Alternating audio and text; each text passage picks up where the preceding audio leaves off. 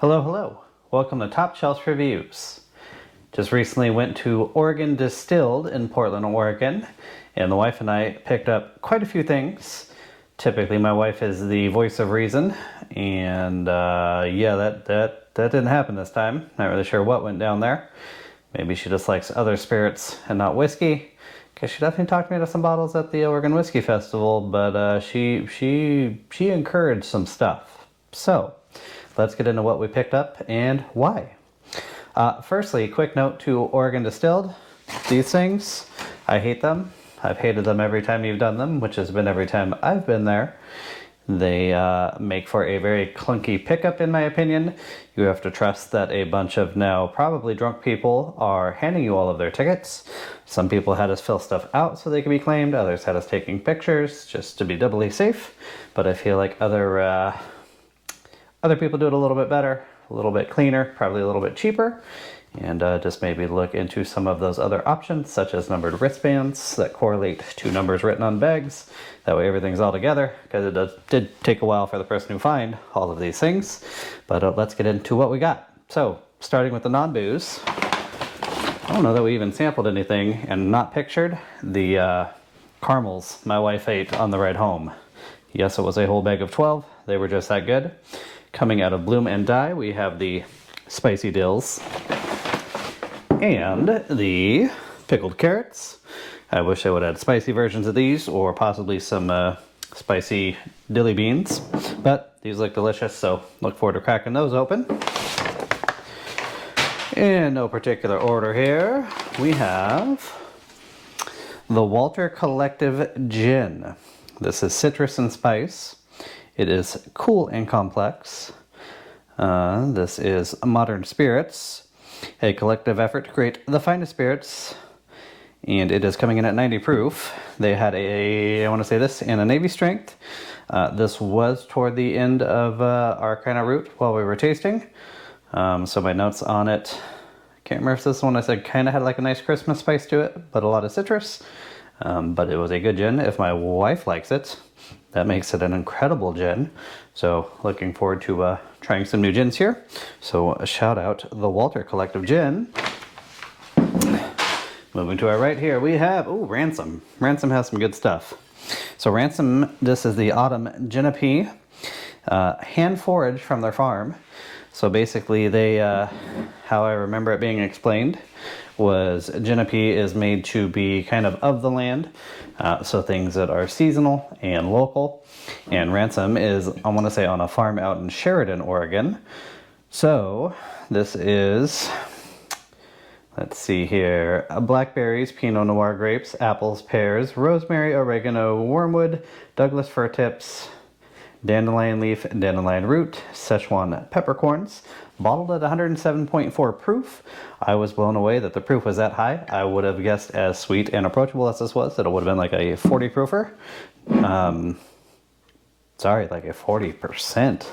Like a 20 proofer. Like it was almost like a liqueur. It was so nice and easy to drink. So really cool what they're doing. It said basically every batch is different. They do I want to say a spring release and the autumn. So tried it and loved it. Next up we have from the Falls Distilling, which I follow them on Instagram and somehow didn't correlate that the River Gin was from them. I feel like these guys also had a Navy strength, and this one coming in at 42.5% was also really, really good. I'm not a huge gin drinker, seeing as that usually they're used for like cocktails and such, but I love a gin and tonic. Gin martinis, dirty is my preferred. And man, Portland just seems to be making some really good gins.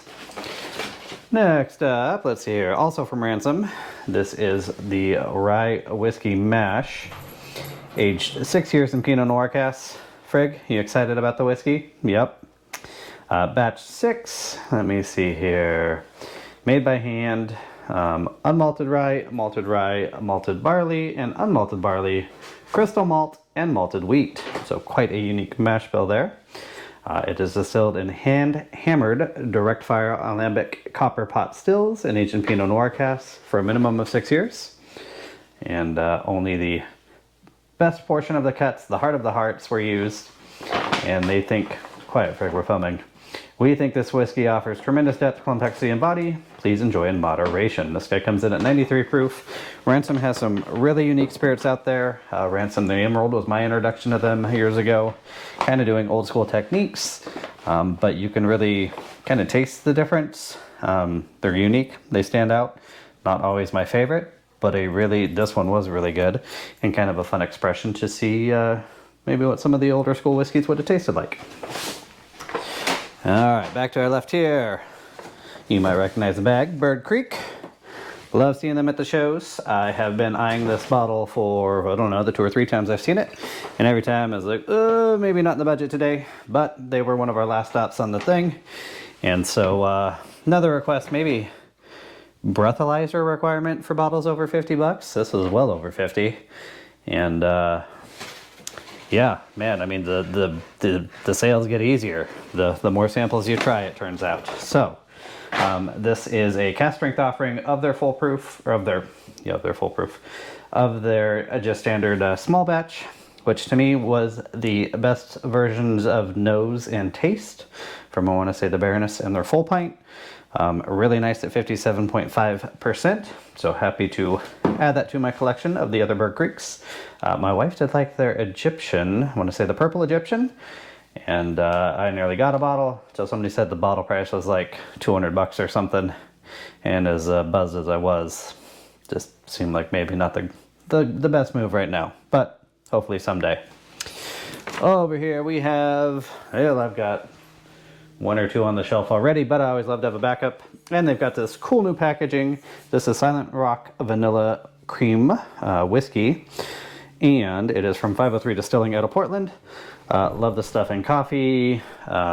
Makes for some great cocktails. Really easy drinking, and it is coming in at 20% by volume, so 40 proof.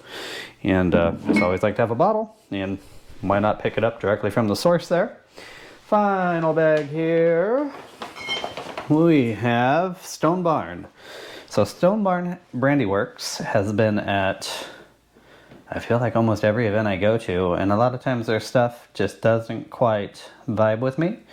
They make some fantastic brandies, but some of their whiskeys, kind of in the Ransom spirit, I feel like they've got some kind of old school techniques, which can often be good, but sometimes they just stand out and differ so much. My wife talked me into buying this Oregon apple brandy. She really enjoyed it, which is unusual for somebody who doesn't like to drink typically. They had this one, I was really interesting. It's a dark roast straight rye whiskey. They call it a Portland style rye whiskey, aged at least 4 years, coming out of Portland. This is Coffee Chocolate Stout Rye. Our hoodie weather whiskey draws inspiration from the dark roast flavors of fall in Portland. We make this whiskey from stone ground dark rye flour with a sack of chocolate rye malt, a heavily roasted grain that imparts loads of espresso and cacao, aged at least 3 years in new charred American oak barrels. Pairs perfectly with coffee, rain, and other autumn pleasures. This is one of the most unique whiskeys I've ever had. I'd be curious to kind of try it blind, like not knowing it's there, to see if that coffee really stands out as much as it did at the tasting. Granted, they had some of the grains there I was kind of smelling on, and boy, it is roasty and coffee-y and chocolatey and just so nice. Unique enough, I think I'd struggle to do a lot of drinking on it, like little sips kind of thing. Not saying it's bad, it's just so unique and like rich and dense, and coming in at 92 proof, packs a wallop of flavor into that kind of low proof point.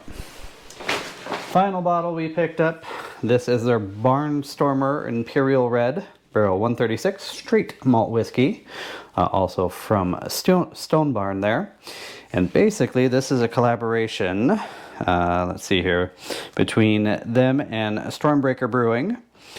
It basically is an unhopped version of an amber beer that they distill and then age and bottle at 92 proof. To me, it was kind of reminiscent of Black Butte's the porter, so the Black Butte whiskey.